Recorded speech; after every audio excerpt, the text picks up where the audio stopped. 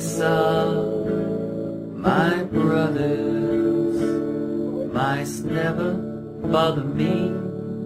Sitting at my tea, I throw them half of what I'm eating. Rats are a different kettle of fish. Faces ain't so friendly. When you see them in the night, you don't want to know. And they smell very, very strange. And they smell very, very strange. All along the meadow, where the cows grazed and the horses ran, there was an old stone wall. In that wall, not far from the barn and the granary, a chatty family of field mice had their home. But the farmers had moved away, the barn was abandoned, and the granary stood empty. Since winter was not far off, the little mice began to gather corn and nuts and wheat and straw. They worked all day and night, all except Frederick. Frederick, why don't you work? They asked. I do work, said Frederick. I gather the sun's rays for the cold, dark winter days. And when they saw Frederick sitting there, staring at the meadow, they said, And now, Frederick? I gather colours, answered Frederick simply, for the winter is grey. And once Frederick seemed half asleep. Are you dreaming, Frederick? They asked reproachfully. But Frederick said, Oh no, I am gathering words, for the winter days are long and many, and we will run out of things to say.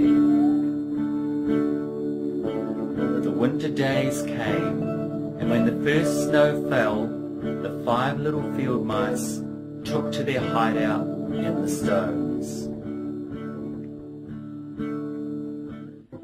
In the beginning there was lots to eat, and the mice told stories of foolish foxes and silly cats. They were a happy family. But little by little they had nibbled up most of the nuts and berries, the straw was gone, and the corn was only a memory. It was cold on the wall, and no one felt like chatting. Then they remembered what Frederick had said about the sun's rays, colours and words. What about your supplies, Frederick? They asked. Close your eyes, said Frederick, as he climbed on a big stone. Now I will send you the rays of the sun. Do you feel how their golden glow?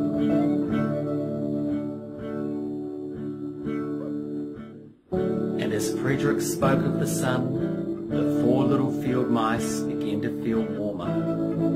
Was it Frederick's voice? Was it magic? And how about the colours, Frederick? They asked anxiously.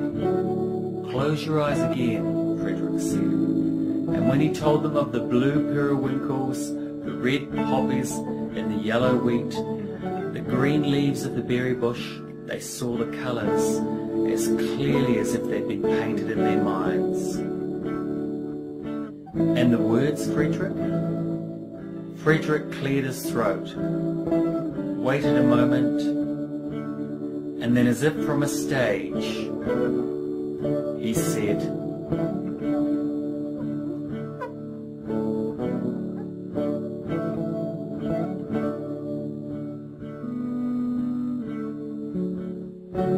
Who scatters the snowflakes? Who melts the ice? Who spoils the weather? Who makes it nice? Who grows the four-leaf clovers in June?